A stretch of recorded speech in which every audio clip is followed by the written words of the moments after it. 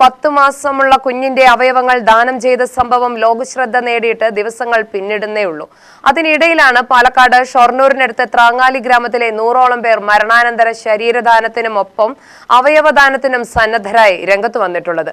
പ്രദേശത്തെ വാമനൻ സ്മാരക യുവജന കലാസമിതി വായനശാലയുടെ പ്രവർത്തകരാണ് നാടിനെ ഇത്തരമൊരു പ്രവൃത്തിയിലേക്ക് കൈപിടിച്ചെത്തിച്ചിരിക്കുന്നത്.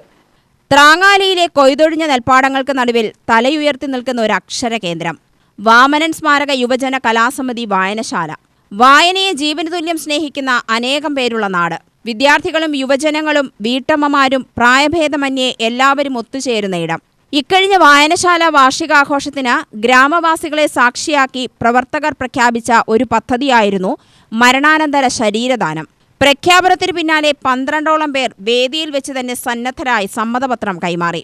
അവയവദാനത്തിനും സന്നദ്ധത അറിയിച്ച നിരവധി പേരാണ് വായനശാല പ്രവർത്തകരെ സമീപിച്ചിട്ടുള്ളതെന്ന് വായനശാല ഭാരവാഹികൾ പറഞ്ഞു.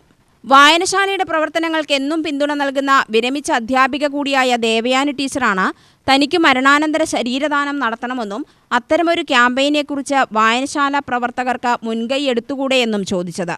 അങ്ങനെയാണ് കൂടുതൽ പേർ ശരീരദാനത്തിന് തയ്യാറായി എത്തിയത്. ഞാൻ ഈ ആഗ്രഹം വായനശാല പ്രവർത്തകരോട് പങ്കുവയ്ക്കുകയും അവർ അത് ഏറ്റെടുക്കുകയും ചെയ്തു. അതിൻ്റെ ഭാഗമായി ഈ കൊല്ലത്തെ വാർഷികത്തോടനുബന്ധിച്ച് കുറേ പേർ അവയവദാനത്തിനും അതോടൊപ്പം തന്നെ ശരീരം മെഡിക്കൽ കോളേജിന് കൊടുക്കുന്നതിനും സന്നദ്ധ പ്രകടിപ്പിച്ചുകൊണ്ട് എത്തിയിട്ടുണ്ട്.